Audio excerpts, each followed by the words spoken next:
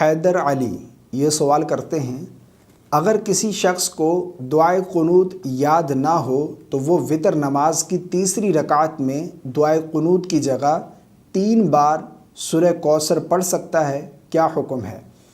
بھائی نے ایک بہت اچھا سوال پوچھا ہے۔ ان کا سوال ہے کہ اگر کسی کو دعائے قنوت یاد نہیں ہے تو وہ وتر نماز کی تیسری رکعت میں دعائے قنوت کی جگہ سورہ کوثر پڑھ سکتا ہے یا نہیں۔ پہلی بات تو یہ ہے کہ دعائے قنوت یاد کیوں نہیں ہے، ٹھیک ہے۔ بہت سارے لوگ ایسے ہیں جو غفلت کرتے ہیں، ٹھیک ہے، دعائے قنوت یاد نہیں کرتے، بڑی بڑی ڈگریاں تو حاصل کر لیتے ہیں لیکن ان کو نماز اچھے طریقے سے یاد نہیں ہوتی۔ کسی نے BA کر رکھا ہے، بڑے ایسے لوگ دیکھیں جن کے پاس بہت ساری دنیاوی تعلیم ہوتی ہے، بڑی بڑی ڈگریاں ہوتی ہیں لیکن نماز جو ہے ان کو نہیں آتی۔ جو نماز جو ہے، جو فرض عبادت ہے، جس میں دنیا اور آخرت کی کامیابی ہے، جس کا قیامت کے دن سب سے پہلا سوال کیا جائے گا، اس کو ہم نے پس پشت ڈالا ہوا ہے، ٹھیک ہے۔ تو بڑی بڑی ڈگریاں ہم نے حاصل کر لی ہیں لیکن نماز کو ہم نے یاد نہیں کیا، ہمیں یاد ہوتی نہیں ہے۔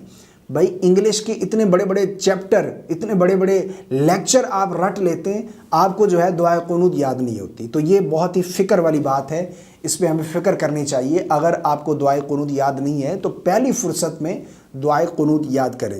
جب تک آپ کو دعائے قنوت نہیں آتی، جب تک آپ دعائے قنوت یاد کر رہے ہیں، تب تک آپ وتر نماز کی تیسری رکعت میں تکبیر قنوت کہنے کے بعد، یعنی قرات کی قرات کرنے کے بعد تکبیر قنوت کہتے ہیں، اللہ اکبر کہہ کر ہاتھ باندھتے ہیں، تو اس میں آپ 3 مرتبہ اس دعا کو پڑھیں، اللہم اغفر لی، اللہم اغفر لی، اللہم اغفر لی۔ اس دعا کو پڑھ کر آپ رکوع میں چلے جائیں۔ اس طرح آپ وتر کی نماز پڑھیں گے۔